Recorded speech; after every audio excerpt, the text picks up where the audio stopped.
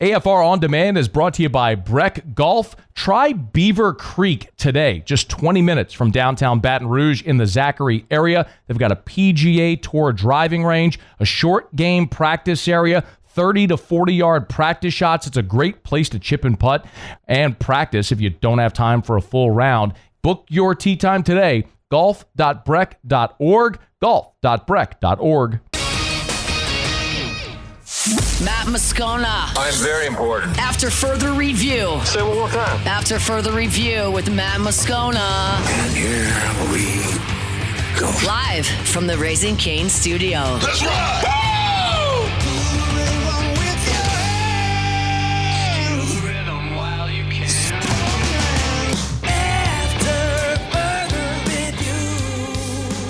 Hour 2, off we go. Welcome aboard. Glad you're with us. It's AFR. Monday show is presented by Relief Windows. We're here from Radio Row at SEC Football Media Days.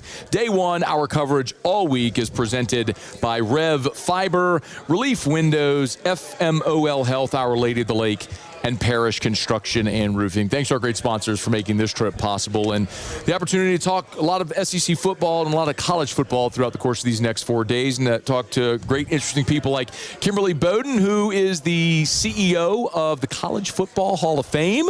Hi, Matt. We saw you last year in Atlanta. Nice to see you here in Tampa. How are you? I thank you. I'm great. And obviously we would love to see you in Atlanta every year, but we'll get you back. Well, I think I heard a few years ago, sort of off the record, that there was sort of the idea of this 3-city rotation of going like Dallas, Nashville, Atlanta, Dallas, Nashville, Atlanta, and they've already announced today that next year we'll be back in Nashville. The Tampa, this was interesting for a lot of people, like why they chose Tampa, but I think so far Tampa's done an amazing job. It's walkable, it's beautiful. And they did an incredible job with the national championship, so yeah, I can see why SEC chose here. But the league obviously has a great history with the city of Atlanta and obviously with the College Football Hall of Fame. But you were telling me a lot about the Hall of Fame that I didn't realize that the Hall of Fame is a nonprofit. Yes. Maybe you could explain to our listener how you all function. Sure. I mean, we are a nonprofit museum. We are an incredible college football experience, but at our core, we exist to preserve really everything that's great about the game of college football, right? Traditions, passion, all the things that make Saturdays the best day ever in the fall. But yeah, we have really 3 revenue sources. We admission, so people who come and pay to visit the hall help keep our doors open. We do private events, so events like SEC Media Days. Sure. We do as many as 175 of those a year because we're connected to the convention center, which I think, being from New Orleans, you kind of know what that's like. Oh yeah. Yeah, and then sponsorship and donations. Again, you thanked your sponsors when you came on board or when you came on air. And so, yeah, for us, it's really big, huge thanks to our partners. And so, I know we have, look, obviously, Atlanta is such a regional hub for the South. And so many people maybe go to school in the South and end up living in Atlanta. It's a transplant city. And so we've got a lot of listeners and viewers I know that live in Atlanta. And you were telling me the 175 events are like, you said proms, like wedding receptions, corporate events, all there throughout the year? We've had rehearsal dinners, proms.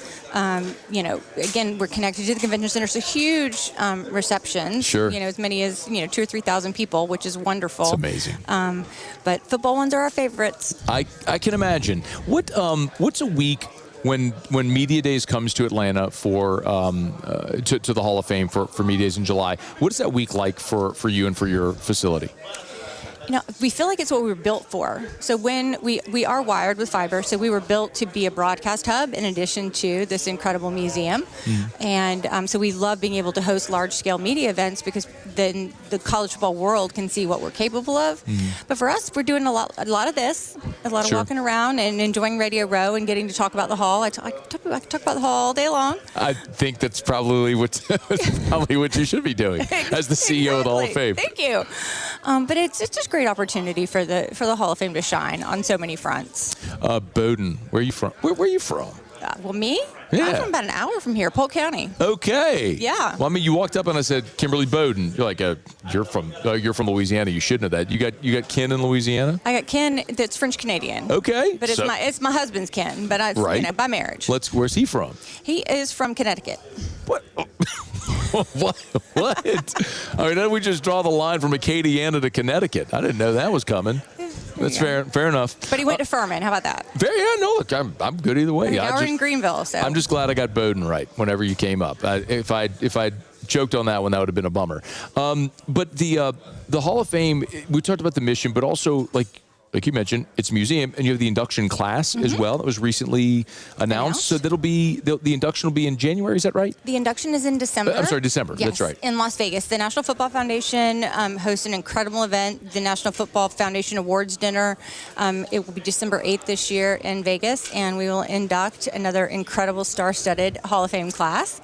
And then we welcome them to Atlanta after that, and we're there forever home. And you've got you had 3 SEC players: Mark Ingram, Garrison Hurst, and George Cumbie. I got to admit, George Cumbie from Oklahoma, I'm not very familiar. Do you know anything about George? I know he's definitely a legacy player. Sure. So I'm probably not as familiar that's with fine. him as you are. And you know what? Oklahoma just got in the SEC. That's so kind of the point. We're just still catching up. I know. We're still catching up. I don't know Oklahoma's history, but I know obviously Mark Ingram was a Heisman winner, and Garrison Hurst was a Heisman finalist from Georgia. Yes. I think Garrison Hurst was a Heisman finalist the same year Marshall Faulk was, and Marshall played at San Diego State, was from New Orleans, so there's a lot of familiarity there. So what does it mean for guys that are inducted into the College Football Hall of Fame? Like, do they come to the hall? Do they have their display? Do they take photos? Do they bring family? So the first thing we do, starting in August, so we're already starting to celebrate the class that will be inducted in December of 2026. So we curate a display that honors every single inductee. Very cool. We reach out to them, get as many of their artifacts as they're willing to share. We reach out to the schools and ask them to supplement, and we put together this just incredible tribute to their careers. And why they're Hall of Famers. And we leave that up for an entire year. In the actual Hall of Fame, once they're inducted, they'll be etched kind of permanently into glass blades, which I think if you've been upstairs in that kind of round rotunda room. And then they go into the viewers that we have, and we think that's really what differentiates us from other Halls of Fame. It's not just a plaque or a bust. We definitely, obviously, immortalize them in the glass, but then we have an opportunity for guests to be able to research all the players and see highlights and read their bios and understand why they were Hall of Famers, first team All-America, all of those things that they accomplished during their careers. And we feel very proud that we're able to put our Hall of Famers on such display. It's such a cool venue. And the first time that SEC Media Days went there was 2018, if I'm not mistaken. You are correct. Okay, the years run together. I was hoping I had that one right. But it's pretty incredible to see all of the displays. I mean, there are show-stopping pieces like the helmet wall, and there's things that you just look at and it's eye-catching. But to see the displays really cool. There was a strength training display, and former LSU strength and conditioning coordinator Tommy Moffitt was featured very prominently in that strength and conditioning display. So no matter who you're a fan of, you're going to find something in the hall that honors your school and legacies there. So for you, you're there every day. What's your favorite part of the hall? It's hard to argue with the helmet wall, to your point, only because it's the look on people's faces when they walk in. It's a showstopper. It's a showstopper, and it's the first thing they see. Yep. And just to see that awe is pretty special, and know you get to be a part of that every day. I would say maybe the second part would be some of the unique little, not Easter eggs, but very unique artifacts that people don't necessarily seek out or find. Okay, give me one. The first penalty flag. Okay. What did they use before they had penalty flags? They just they blew whistles and hoped people heard and hoped people knew what was going on and paid attention. And this, a coach, Youngstown State, kept coming home and complaining to his wife that, they would blow the whistles, nobody knew what was going on. It was very frustrating. And she literally sewed together 2 pieces of fabric and we call her the Betsy Ross of college football. And she literally created the first penalty flag. And I love it for so many reasons, because leave it to a woman to solve the problem. That's clearly what would happen there. The Hall of Fame is awesome. The College Football Hall of Fame, Kimberly Beaudin joining us here, CEO of the College Football Hall of Fame. If people want to find out more, obviously they can just go to the Hall of Fame and buy a ticket, but they want to find out more, where do they go? What do they do? CFBHall.com. CFBHall.com, the College Football Hall of Fame. The induction's coming up in December. The new class will be immortalized. I'm sure we'll be back there sooner or later. Well, let's hope. It won't be next year. We'll be in Nashville next year. Maybe after that. So we're counting on 29.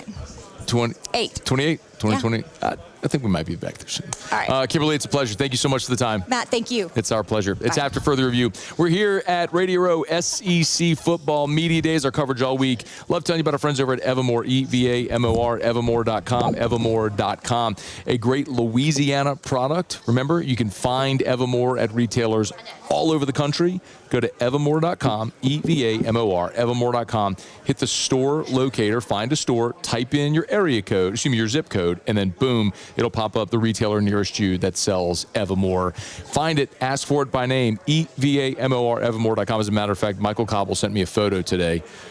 I probably need to tweet this, but truthfully, of a giant Evamore delivery truck here on the streets in Tampa that he texted me a bit ago. So you can find it everywhere. Evamore, EVAMOR, evamore.com. Okay, y'all, it is After Further Review. Day one here from Radio Row at SEC Football Media Days is rolling along. Had a chance to visit with Roger Denny, who is the new athletic director at Oklahoma. Fascinating story, especially in this time, how he had a major career shift at age 40 from corporate law into athletics administration. Now he's the AD at the University of Oklahoma. We'll get to that conversation here shortly. We're glad to have you hanging around with us here from Radio Row at SEC Football Media Days. AFR. If you're thinking of selling your home, call Darren James and get your home sold. I'll give you the number. Darren Sell, say it every day. 335-7666, 335-7666, 335-7666, or agent225.com, agent225.com. Y'all, few things worse than having a realtor list your home, put a sign in the yard, putting it on the MLS, and then never hearing from your realtor again. As a matter of fact, it's the number one complaint to the National Association of Realtors. Hired a realtor, listed my home, never heard from him again. With Darren James, you never have to worry about that. He's got the communication guarantee and also guarantees he's going to sell your home. You want to hear about Darren's guaranteed sale program? Call him today and have that convo. 335-7666, 335-7666, or agent225.com, agent225.com. If you need to sell your home, you need the best, you need Darren James. Agent225.com. Think real estate, think Darren James. When your next turnaround begins, or the next capital project moves from planning to execution, downtime isn't an option. Well, who do you trust to deliver? River Parish Contractors has built an organization that is designed for today's industrial challenges with more than 500 employees. They have dedicated project management, safety, quality professionals, 9 full-time estimators, and a 32,000 square foot automated pipe and structural steel fabrication facility right there in Reserve. You know, our friends over at River Parish Contractors, they serve the Gulf South. They are proudly headquartered in Reserve, Louisiana, and they're hiring as well. But when your next turnaround begins, you want the best. You want River Parish Contractors. They are built for bigger challenges. River Parish Contractors, rpcontractors.com, rpcontractors.com. After Further Review, presented by Relief Windows. Windows, doors, siding, and we do shutters too. Live from the 2026 SEC Football Media Days in Tampa, presented by FMOL Health, Our Lady of the Lake, Relief Windows, Rev Fiber, and Parish Construction and Roofing.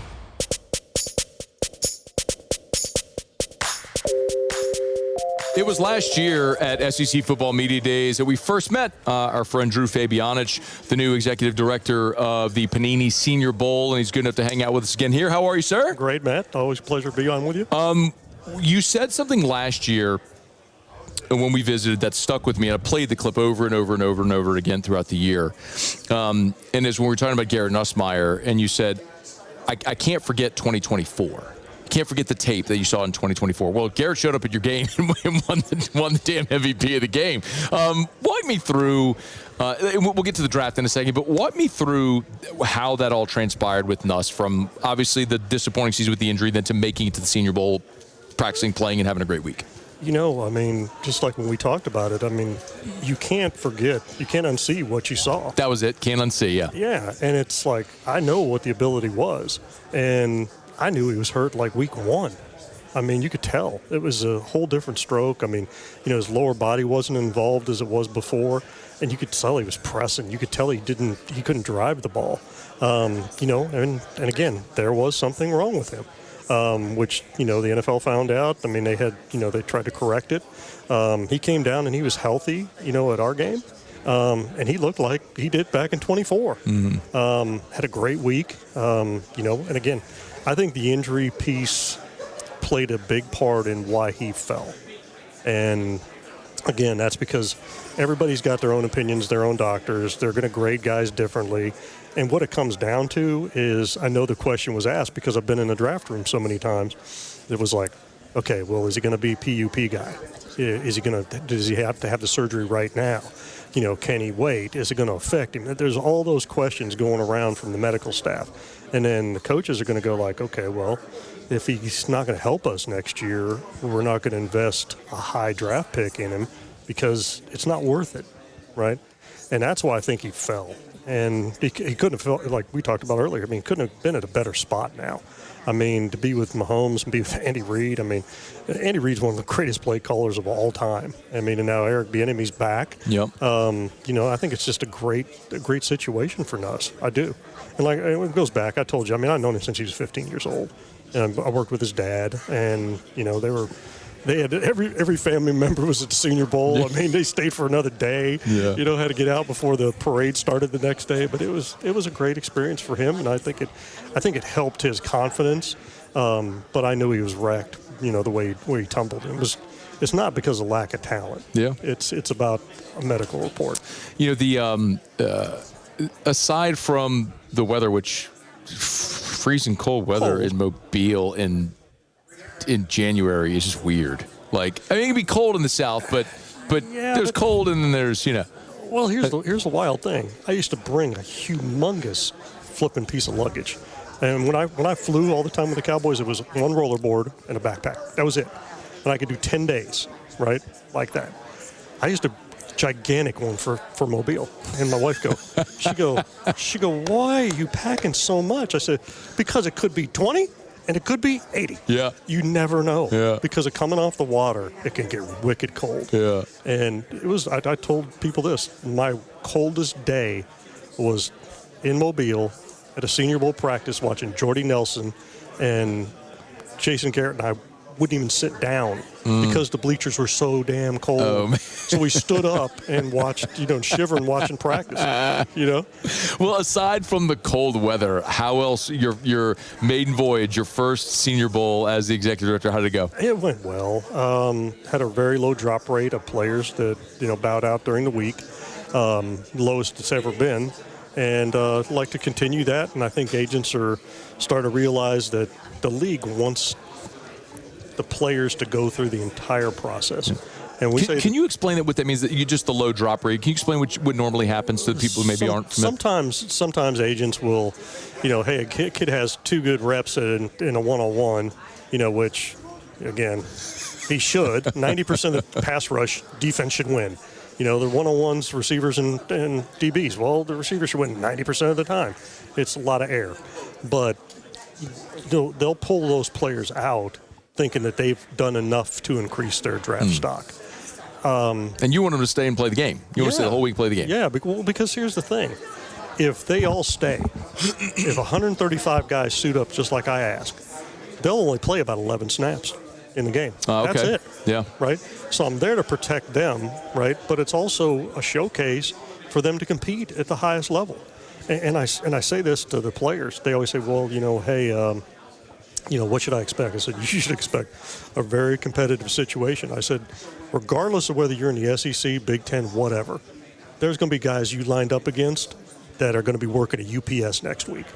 You come down to the Senior Bowl, they're all getting drafted, and they're all going to play. So it's the best against the best. And the league wants you to go through the practices, the interviews, the game.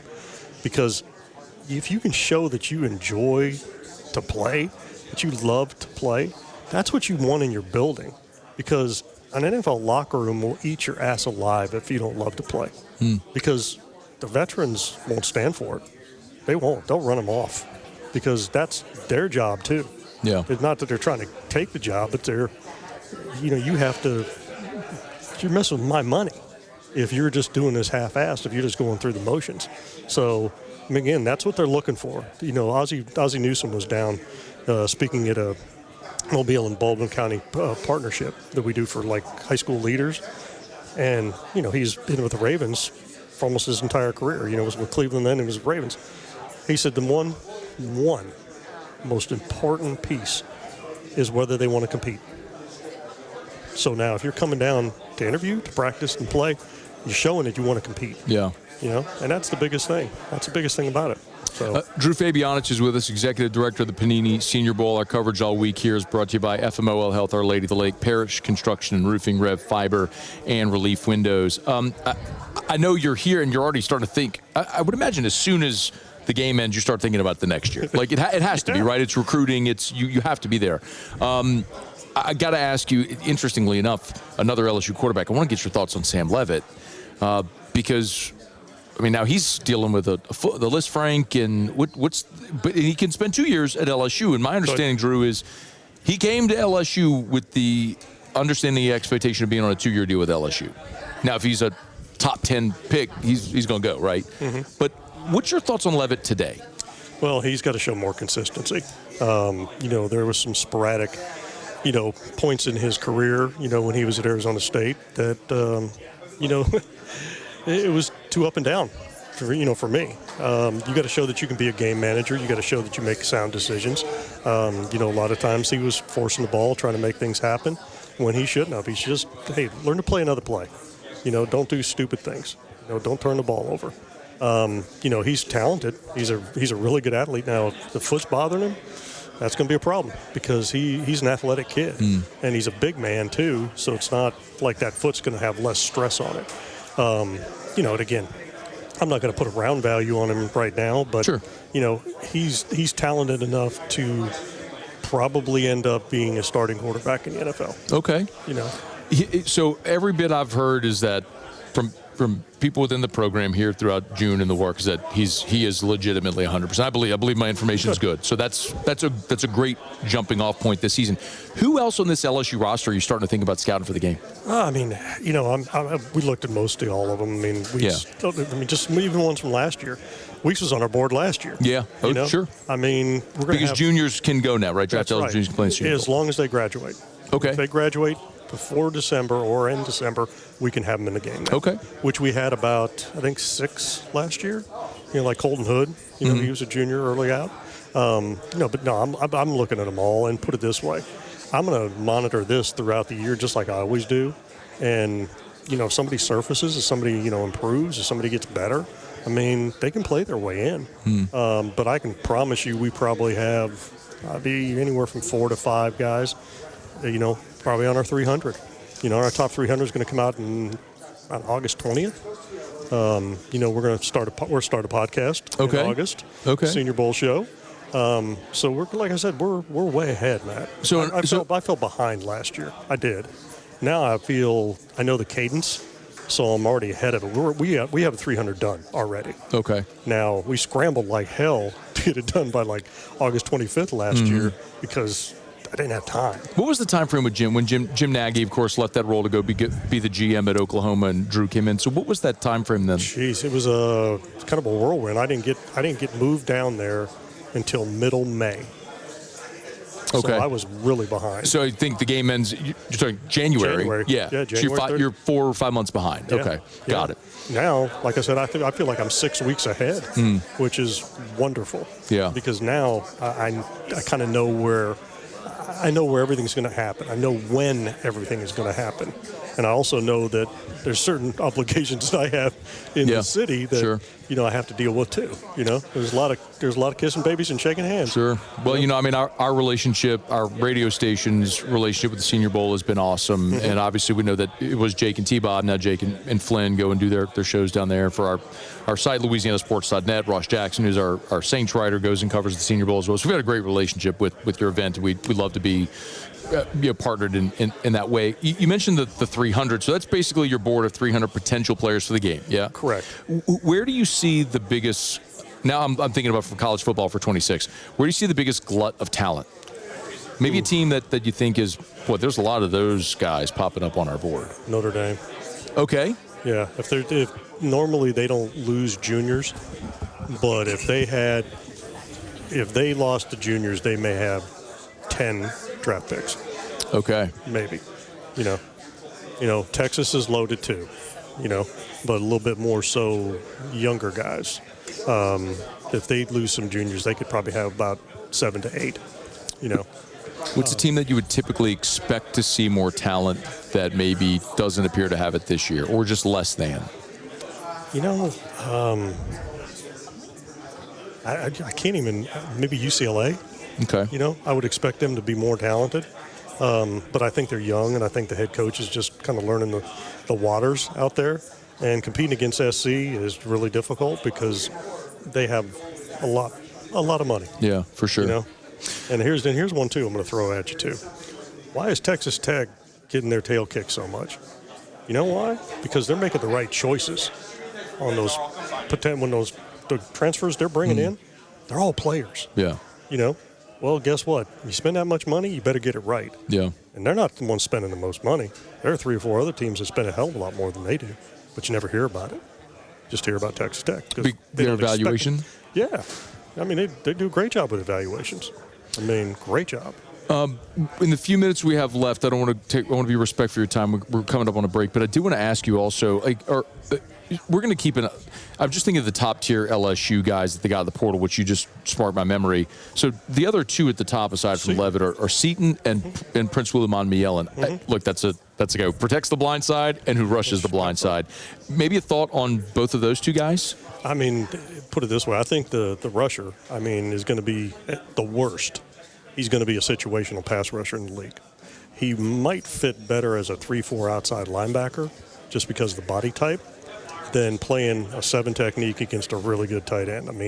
That's not his game. So the worst he'll be is a situational pass rush guy in the league and be a teams guy. Mm-hmm. That's the worst. Now, could he be a 60 snap guy? Possibly, but he'd probably be more successful in the 40s, for the game. Okay. Seaton, if he cleans up his body, which I've heard he has, he was a little puffy. He was. Puffy. Is that a nice way of saying it? I've never heard anyone say puffy. Yeah. Well, that's true.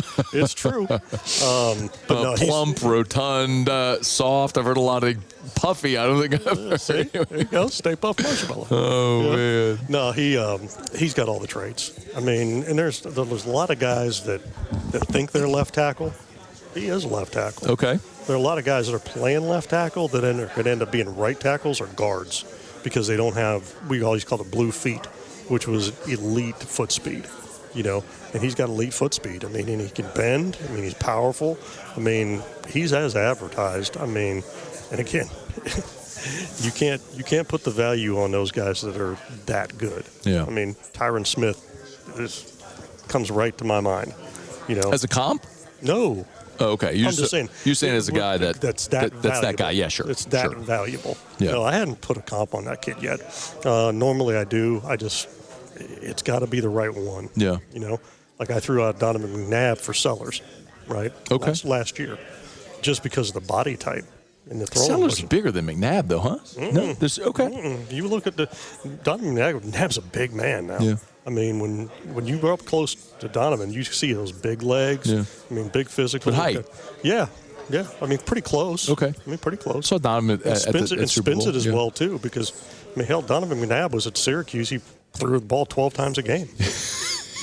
He was running triple option, right? I remember. Paul Pasqualoni. Was it 97 Fiesta Bowl, 96 Fiesta Bowl? Was it when they played Kansas State? Remember that? Tearing them up, yes. Tearing them up. Drew Fabianich, Executive Director of the Senior Bowl. I got to pick your brain more, man. We got to do this again. Anytime, We'll do it throughout the year. We always appreciate you, man. Anytime, bro. It's our pleasure. It is after further review. We're glad to have you hanging out with us here. Let's knock out a quick break. We'll come back and we'll continue here. As promised, did catch up earlier today with Roger Denny, who's the new athletics director at Oklahoma. Fascinating convo. We'll get to that here as we continue. Stick around. It's AFR. AFR. If you want to feel your best, we can help. YourGoodwood.com, YourGoodwood.com. Remember, we're talking about if it's HRT, if it's, of course, hormone replacement therapy, maybe peptide therapy. I get asked all the time, Matt, I hear you talk about peptides. What do you take? I'm transparent. I'll tell you everything I take. On HRT, have been for 10 years. It doesn't even, that's what I say all the time, it doesn't even matter what your age is. It's about how you feel. And biologically, all of us, as we age, our bodies produce less of the hormones that contribute to how we feel. And there can be accelerators like stress. Go live in a hospital with your son for 9 months and see what the stress does to your body. I make the comp all the time of presidents. Look at a picture of a president when they're elected and when they leave office, and it looks like they've aged 2 lifetimes. Stress. Well, HRT can help. Peptides can help. BPC 157 is what I take for muscle and tissue repair. It's been invaluable for my back pain. NAD Plus, cardio optimization. YourGoodwood.com. After further review, presented by Relief Windows. Windows, doors, siding, and we do shutters too. Live from the 2026 SEC Football Media Days in Tampa. Presented by FMOL Health, Our Lady of the Lake, Relief Windows, Rev Fiber, and Parish Construction and Roofing.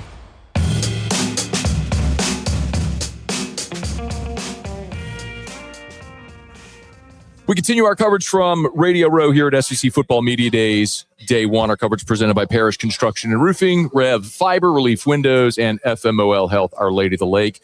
And guy who knows a lot about the business side of sports entertainment, sports media, and, of course, sports in general is Roger Denny. He's the new athletic director at Oklahoma, replacing Joe Castiglione, who was there for forever. It's a pleasure. Thank you for a few minutes. Man. Thanks for having me. Glad to be here. It's our pleasure. You're a fascinating story because you kind of represent a bit of a shift in a seismic shifting era of college athletics. Your background was in corporate law and then moved into athletic administration. Why the career change? It was my passion. And so I was fortunate throughout my career, did a bunch of corporate law and worked in kind of more traditional legal settings, but also always maintained a practice in and around sports and had a lot of clients in the industry, and just had an opportunity at 5 years ago to begin a career change and think about what I wanted to do with my life at 40 years old. And ultimately, University of Illinois was a client of mine, and reached out and had some conversation with their athletic director, Josh Whitman, incredible mentor of mine, and he offered me the opportunity to join him, and was at a point in my life where I felt ready to take that jump, and I did, and haven't looked back, and worked out pretty well. So from the Big Ten now to the SEC. So which has superiority? How do we do? I mean, of course, it just means more. got to now. But my audience knows that I'm kind of a sports business nerd. I think these conversations are fascinating, and all of the conversations now that every athletic department faces, especially in the revenue share, as well. How do you make the money work? Yeah. So specifically with OU, I don't know, coming into the league, there's the partial revenue share and how that all manifests a little bit with the deficit. But what are you all doing at Oklahoma to find new revenue? Everything. We're turning over every stone we can, and so we're looking at our current revenue streams, our ticket sales being primary among them. How do we increase that by a few points here and there? How do we identify new media lanes that we can operate in? We're developing, like a lot of folks, a district around a new basketball arena. And so finding adjacencies around sports where we can plug a new line item in the budget rather than trying to maximize each individual item. And so it's every single one of those things. And so we've got a plan we're putting together. And ultimately, as we sit here today, I'll tell you explicitly, our goal is to find $50 million in new revenue. And so recurring, perpetual. Yeah, that's our challenge, and feel really good about the team that we've put together to get there. It's to your point, it's not as easy as saying we're going to go ask our donors and increase ticket prices. You can't find $50 million that way, at least not recurring. Can I dig a little deeper on the entertainment district around the basketball arena? That's fascinating because like LSU right now we're in Louisiana, obviously, and LSU has a proposal about a new arena to do something similar. What are sort of what's the structure of how that looks? We're working through that right now. And so we're going through a process to identify an arena operator. And so there's a couple of elements to it. It's how do we identify a partnership that aligns our interest within the venue? And so that's around parking and F&B and ticket sales and the way we structure our seating arrangements, whether it's capital gifts or the ticket price, what's the right mix of premium seating? Are we, that typical 12, 13, 14% that you see throughout college athletics, or can we push that up to where we're in 18 to 20% premium? And so within the venue, it's again, trying to pull all those individual levers, but where we think there's real chance to move forward is outside of the venue. And so how do we really start to get involved in the experience that our fans have both before and after the game? And so looking at the various lines, whether it's hospitality or different types of merchandising and merchandise sales around the venue, where, again, we can tap into little pieces of value around our events that currently are leaving our bottom line and going to third parties. How can we step in and take back some of that territory? Your baseball program just won a national championship. Yeah. Congratulations on that. Yeah, it was awesome. How about stepping right in and watching that? Well, that's 2 in 5 months. So women's gymnastics won one earlier in the year. Sure. And so I was born on third base. I'm just lucky I didn't get thrown out at home. That's a good line. I'll steal that one. But one of the fascinating questions I think every athletic director has to consider is, in a revenue share era, is it possible to be great at everything? And Oklahoma is one of those programs where you just mentioned gymnastics. Like, the expectation is Oklahoma goes at softball. Now baseball, the non-revenue sports, there is that expectation. Is it possible to be great at everything? I sure hope so. That's the goal. It really, it's a fairly simple math product. It's what kind of revenue are you generating and how are you allocating that revenue? 2 variables. And so I've got to do everything I can to make sure we're generating as much revenue as possible, going back to our earlier conversation. And so it's, how are we doing in ticket sales? How are we exploiting new adjacencies? We put out a press release this week with incredible record in donor and fan engagement. And so I think from a revenue generation perspective, we're doing everything we can to crank that number up. But then it's, how do we allocate that revenue? And so for us, that's all about identifying spots where you get real return on the investment. And like any business, how do we limit our overhead and really put ourselves in a position to put as much money into the things that matter as possible? Is private equity a possibility? Not as presently considered. The exit in private equity is something that I've really yet to see anyone figure out, and admittedly, I don't have a great solution for it at the moment. But right now, we're still dealing in state assets, right? And so you got to be very particular about how you structure the exit, and so until we can figure that problem out, the private equity is not going to be the answer for us. I know you're short on time, so we can go quickly, but I did want to get your thought on a few more things. It's here, but a 9-game league schedule. How do you feel about it? I love it. I think it drives incredible engagement in our league, which is ultimately great for all of us. And so the real issue becomes, how does that affect your access to the postseason? And so as long as the folks at the CFP and on the committee demonstrate some value, and not just the 9-game regular season. Don't forget, we've got to play a 10th Power 4 every year. As long as that provides a benefit to our league when it comes to access to the postseason, I'm all for it. The minute we start to lose some access to the postseason because we're playing that harder schedule, I'm going to have a problem with it. Amen. How do you feel about an expanded postseason? There's a lot of give and take. I love the idea of more access to the postseason. I hate the idea of losing the SEC championship game. I think in this league in particular, there's real value around that game and real tradition and history that not all the other leagues can claim. And so if it's at the expense of that game, I think it's a much harder decision to make. But right now, I think ultimately we've got to decide what's best for the industry. And I think what we're hearing from just about everyone is expand the postseason. Commissioner Sankey's got a hard job to figure out how to do that without giving up any of the advantage of our league. And that advantage has a lot to do with history and tradition.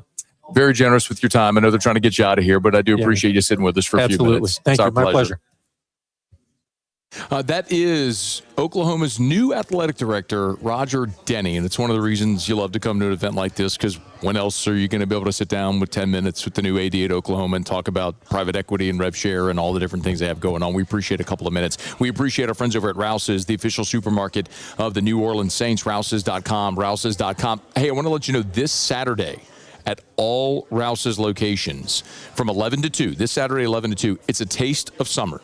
It's going to be at all 76 Rouse's locations for 3 hours this Saturday, again from 11 to 2. Celebrate the flavors of summer, July 25th at all of the Rouse's locations. Some delicious summer-inspired samples throughout the store: smoked sausage, fresh-cut watermelon and dragon fruit, seafood cocktails, cheese samples, sardines, snowballs for the kids, ice cream, toppings. There's so many awesome things going on. So make sure that this Saturday you make plans to get by Rouse's for a taste of summer at every single Rouse's location this Saturday from 11 to 2. Rouse's, this feels like home.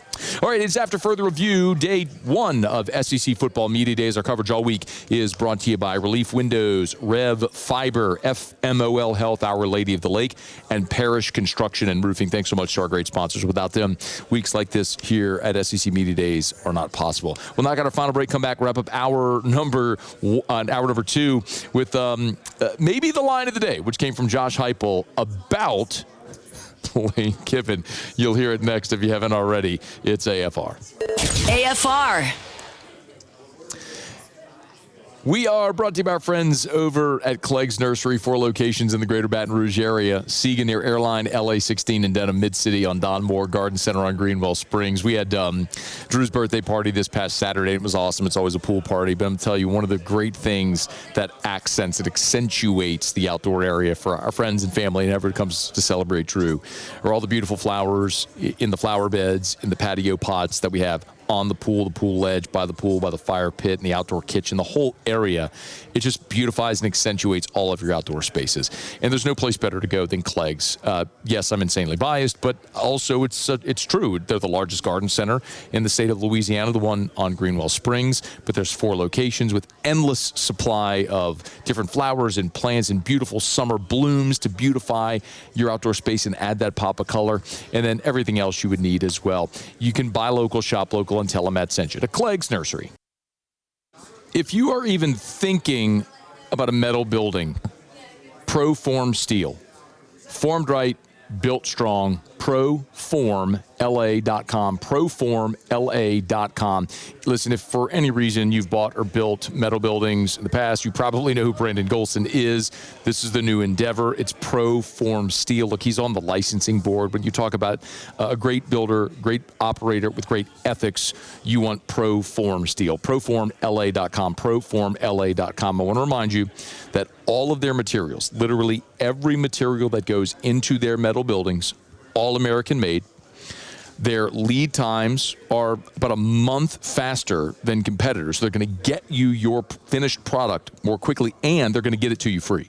You buy a metal building from ProForm Steel, they will deliver it to you for free, no exceptions. ProFormLA.com. ProFormLA.com. After further review, presented by Relief Windows. Windows, doors, siding, and we do shutters too. Live from the 2026 SEC Football Media Days in Tampa. Presented by FMOL Health, Our Lady of the Lake. Relief Windows, Rev Fiber, and Parish Construction and Roofing.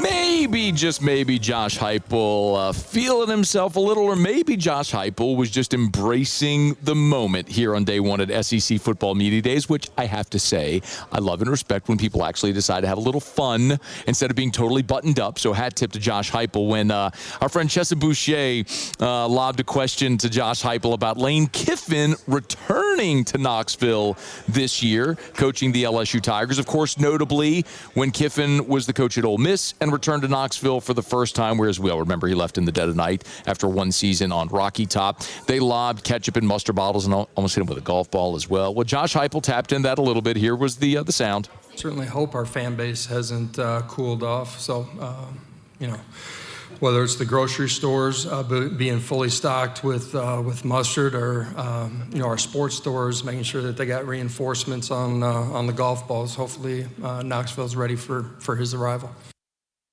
My guess is he might just hear a little something from the commissioner on that one. I appreciate him having some fun with it, but at the same time, that also was a very dangerous situation. If you hit a man in the head with a golf ball from by 100 yards away, from the 300 level, like, that could be a pretty negative situation. In any event, though, Tennessee, I do think, is a fascinating team because Josh Heupel has established himself and was a playoff team 2 years ago. And then last year, they lost an overtime game to Georgia. They lost by 6 points to Oklahoma. They lost to Vanderbilt by double digits. So they went 8-4. They lost to Bama. Forgive me, they lost to Bama. I knew there was another one. They lost by 17 to Bama. So they went 8-4 in the regular season, then lost their bowl game to Illinois. So they ended up 8-5. Coming off a playoff appearance to go 8-5 was certainly a step back. Now, we remember last year at this time where you had the turnover at quarterback with Nico Iamaleava leaving very abruptly, and then Joey Aguilar coming in to be your quarterback. There was just some very natural unrest and disturbance there to think you would have a step back, and that did happen last year for Tennessee, and they went 8-5. Well, Joey Aguilar is one of the few players that went to court to try to get an injunction to be eligible to play and had it denied. And so now you look at a Tennessee team that's got a quarterback battle. Very likely George McIntyre, the former Alabama signee, is going to win that job. But you look at that Tennessee schedule this year, which includes LSU going to Knoxville in November. They open up at Furman. They play a non-conference game at Georgia Tech. And then they play Kennesaw State. And then the gauntlet comes. It's Texas, it's Auburn, it's at Arkansas, Bama. They get them at home, at South Carolina, Kentucky, at A&M, then LSU and Vanderbilt. So it is it's not easy for anybody in the SEC. Everybody has a brutal schedule, but Tennessee better get off to a 3-0 start before they get Texas, Alabama, and LSU all at home. But they do have to make road trips. To Texas A&M, to Vanderbilt, to South Carolina, and to Arkansas. So maybe a manageable road schedule, but really tough home dates there for Tennessee, where thought on Rocky Top is maybe they need to get back into contention. Do they have the roster to do it? Time will tell. But LSU does make the trip up to Tennessee, and it will be such an interesting point on the schedule for LSU after the really tough home games against Texas and Bama. Then you're at Tennessee there in November. But Tennessee will be coming off a road trip to Texas A&M when they host LSU, with Tigers heading up to Rocky Top. All right, it's after further review. Putting a button here on hour number 2. We'll kick off hour 3 coming up after Sports Center. We'll get you caught up on national headlines. It's a Monday edition of AFR presented by Relief Windows, and we are here from Radio Row at SEC Football Media Days. AFR. And so pleased to tell you about our friends over at Arco Power Systems, ARCCO, arco.com, arco.com. We talk all the time with storms come about industrial generator power, right? Standby generator power. And a lot of times we talk about it in the context of your home. Storm comes, knocks out the power. What do you do at your house? Well, you get a standby generator. What about your business? That's where Arco Power Systems comes in. ARCCO, arco.com, arco.com, arco.com. Start there at the website. If you own a business, you have a commercial or industrial facility, what happens when the power goes out at your business? Well, you need an industrial generator. That's what Arco does. It's industrial generator power. Arco Power Systems, ARCCO. And yes, they're based in Baton Rouge, but they service a giant footprint. I mean, north to Little Rock, east to Mobile, west to San Antonio. Draw a giant circle anywhere in that footprint. You want Arco Power Systems, ARCCO, arco.com.